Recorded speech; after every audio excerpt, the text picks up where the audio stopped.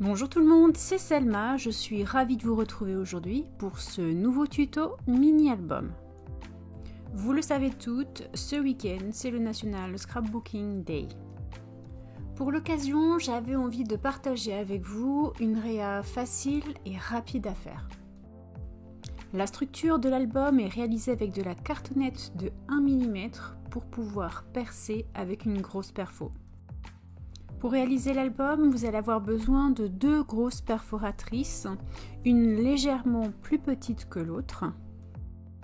La première perforatrice fait un trou de 3,5 et la deuxième de 3,3. Comme d'habitude, je vous ai donné en légende les repères à tracer sur la reliure. Évidemment, j'ai déjà tout collé, il me reste qu'à remborder le haut puis le bas. Dans ce tuto, vous allez voir pratiquement toutes les pages dans la vidéo.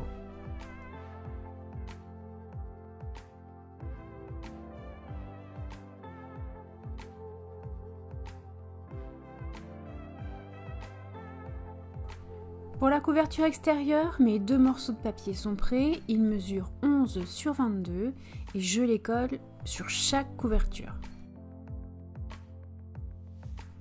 J'ai déjà coupé mes ongles à plat et rembordé. Je vous montre maintenant comment je perfore la couverture. Pour cette étape, j'utilise exactement la même perforatrice que tout à l'heure. Je me suis avancée un peu, j'ai donc collé le ruban et collé la couverture intérieure. Je perce maintenant avec la deuxième perfo, celle qui est juste un petit peu plus petite. Simplement pour avoir un petit liseré tout autour du badge. La structure des pages de l'album est réalisée avec du papier uni blanc. C'est 2 doubles pages avec une charnière en U, l'une dans l'autre.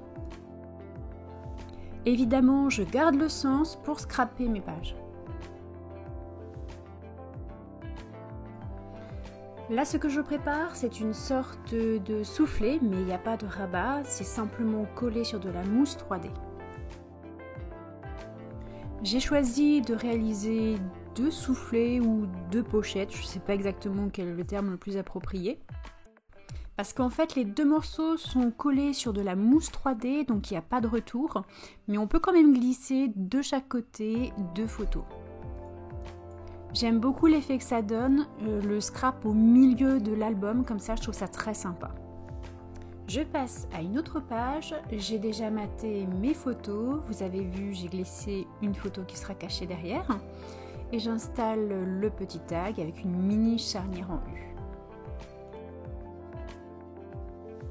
Tous mes éléments sont prêts, il ne me reste plus qu'à réaliser la superposition de décoration. Quand j'ai commencé à storyboarder cet album, je voulais vraiment quelque chose de très simple, alors j'ai essayé le plus possible de faire en sorte que la technique soit vraiment abordable à tout le monde. J'ai simplifié le côté technique de l'album au maximum.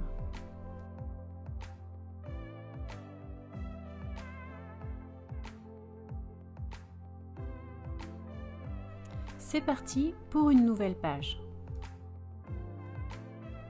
Comme d'habitude, tous mes éléments sont prêts. Là, je vous montre le tampon qu'il y a dans le kit et je commence la superposition de décoration.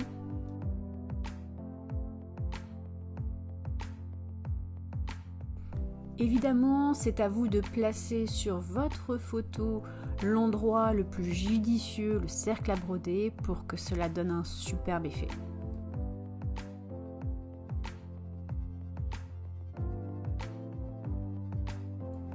Pour la suite, j'ai maté 3 photos de 5x5 dans un papier uni et je vous montre la superposition de décoration. J'ai concentré toute la décoration de la page à un endroit pour un effet clustering.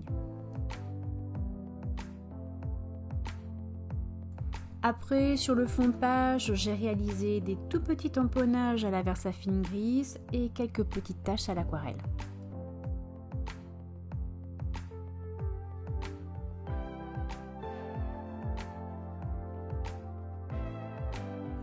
Un petit visuel avant de scraper avec vous la dernière page.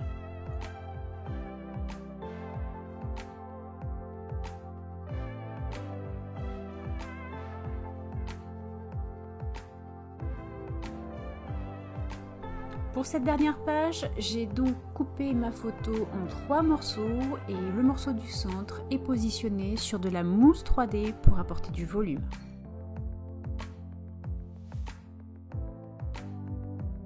Là encore, j'ai préparé tous mes éléments et je vous montre la superposition de décoration.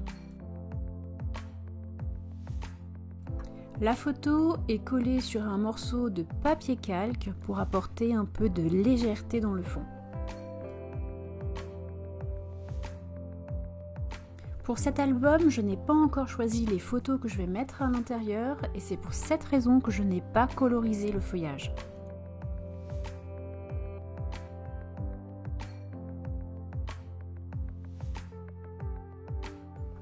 Avant de réaliser la décoration de la toute première page, je choisis de monter l'album, de nouer de relier les pages entre elles, de les coller dans le fond de la couverture. Et là, avec du double face, je colle le badge.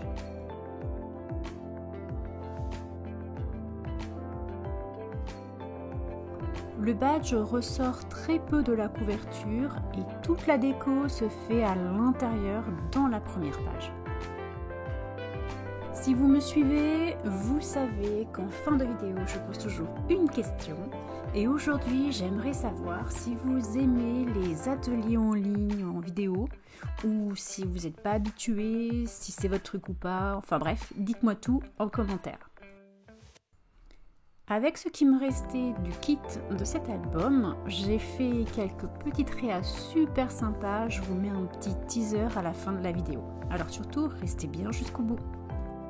Ce tuto est bientôt terminé, il me reste à vous laisser découvrir l'intégralité de cet album. Si vous avez aimé, n'oubliez pas le petit pouce vers le haut. Vous pouvez actionner la cloche des notifications afin de ne rien rater ou vous abonner à ma chaîne si ce n'est pas déjà fait. Je vous dis à très bientôt et bon scrap!